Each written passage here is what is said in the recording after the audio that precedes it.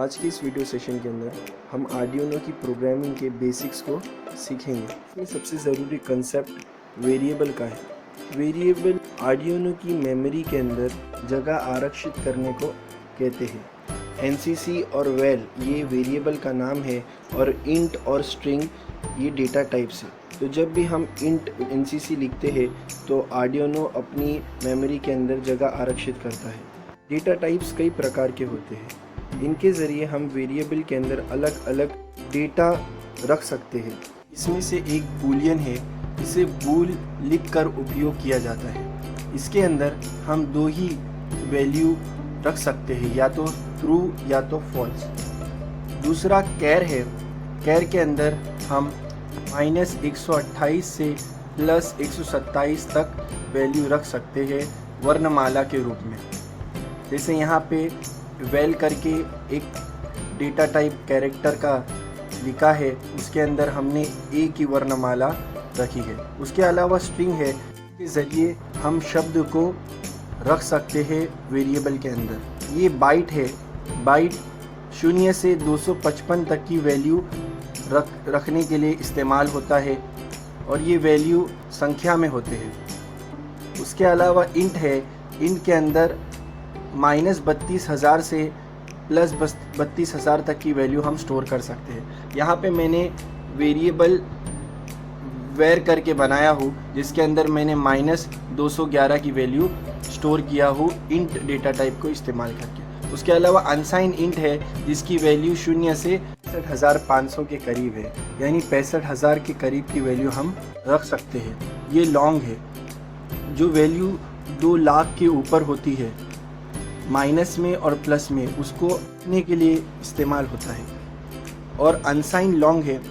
ये अनसाइन लॉन्ग 4 लाख के करीब जो वैल्यू है, उसे अगर हमें रखना है तो अनसाइन लॉन्ग का उपयोग करना पड़ेगा। यहाँ पे हमने उसके उदाहरण भी दिए हैं। उसके अलावा फ्लोट है। फ्लोट दशमलव यानी डेसिमल की वैल्यू रखने के लिए इस्तेमाल होता है। प्रोग्राम की कमांड लिखते हैं नहीं होती है। ये कंट्रोल के ढांचे हैं, कंट्रोल स्ट्रक्चर्स है, अलग अलग कंट्रोल स्ट्रक्चर है। उसमें से सबसे पहला इफ़ स्टेटमेंट है। इफ़ के अंदर एक कंडीशन होता है कि अगर ये कंडीशन सही होगा तो हमें उसके अंदर का स्टेटमेंट चलाना है। उसके उदाहरण में देखिए, x की वैल्यू अगर 120 से बड़ी है तो हमें क्या करना है, डिजिटल राइट करना है, LED पिन को हाई करना है।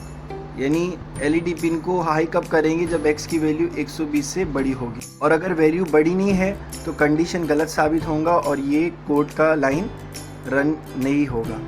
अगर हमारे पास कंडीशन 2 या 3 है तो हम इफ़ एल्स का स्ट्रक्चर इस्तेमाल करते हैं। इसके अंदर 3 कंडीशंस होते हैं।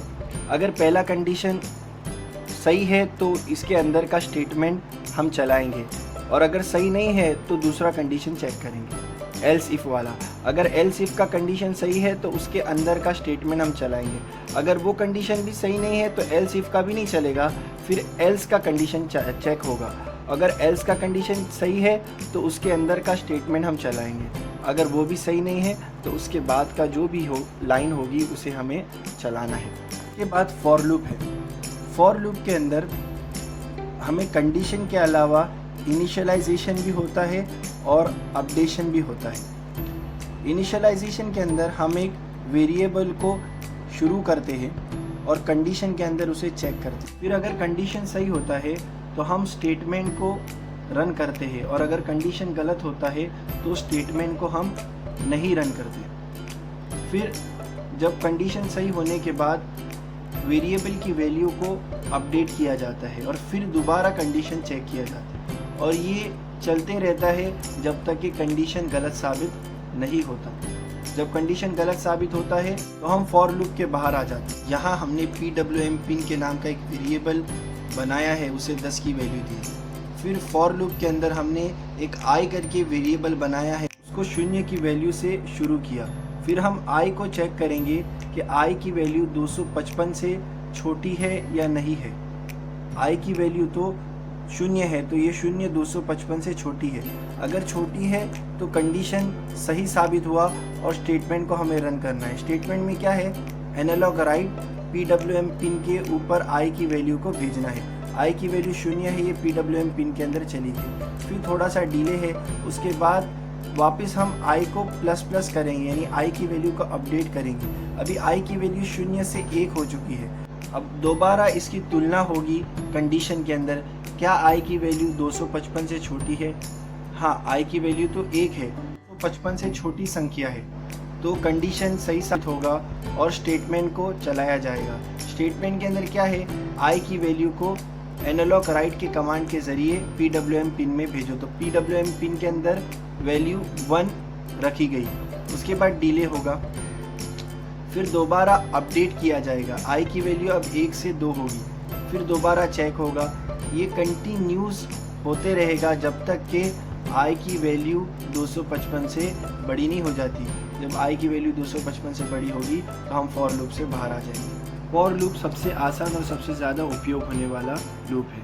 ये वाइल लूप है, इसके अंदर कंडीशन को चेक किया जाता है, अगर कंडीशन सही होता है तो स्टेटमेंट को चलाया जाता है। ये डू वाइल लूप है, इसके अंदर फ़र्क ये है कि डू के ज़रिए स्टेटमेंट को कंडीशन चेक करने से पहले एक दफ़ा चलाया जाता है। कंडीशन चेक होता है, अगर कंडीशन सही होता है तो दोबारा स्टेटमेंट चलाया जाता है। इसके बाद स्विच केस है, जब अनेक कंडीशन होंगे तो स्विच केस का इस्तेमाल होगा। यानी अगर मैंने एक सेंसर लगाया हो और उसकी वैल्यूज़ है, हर वैल्यूज़ के ऊपर मुझे कुछ ना कुछ स्टेटमेंट चलाना है, तो स्विच केस का इस्तेमाल कर सकते हैं। ये कंपैरिजन ऑपरेटर है, तुलना के लिए इस्तेमाल किया जाता है। इसमें equal to, not equal to, less than, greater than, less than और इक्वल टू, ग्रेटर देन और इक्वल टू दिया हुआ है। ये इनपुट एंड आउटपुट फंक्शंस है।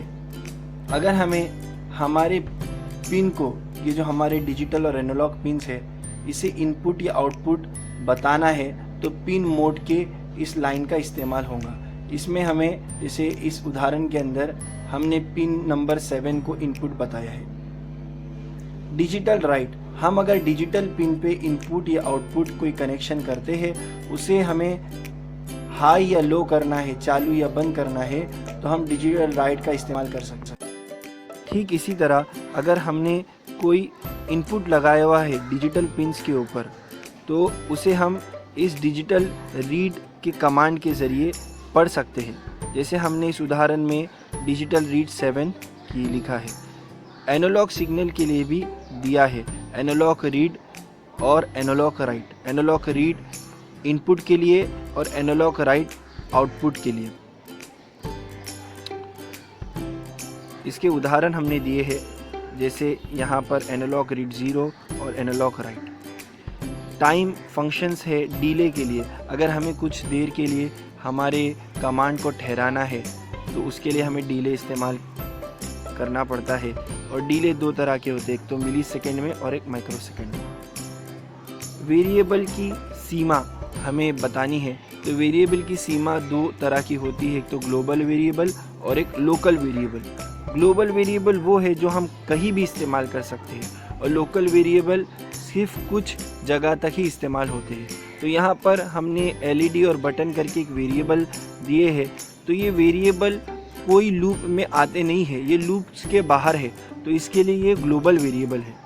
अगर ये लूप के अंदर होते तो इनकी जो सीमा लूप के बाहर इसे इस्तेमाल नहीं कर सकते थे। यहाँ पे देखिए, हमने इफ़ कंडीशंस के अंदर बटन को लो किया है, कंडीशन लगाया है, और उसके स्टेटमेंट के अंदर हमने x को इनिशियलाइज़ किया है, वेरिएबल x को इनिशियलाइज़ किया है, तो ये वेरिएबल x इस लूप के अंदर ही इस्तेमाल हो सकता है, इस लूप के बाहर हम इसे इस्तेमाल नहीं कर सकते, इसीलिए ये लोकल वेरिएबल है। तो लोकल वेरिएबल को उसकी सीमा तय है, ग्लोबल वेरिएबल की कोई सीमा नहीं होती, वो हम कहीं भी इस्तेमाल कर सकते हैं।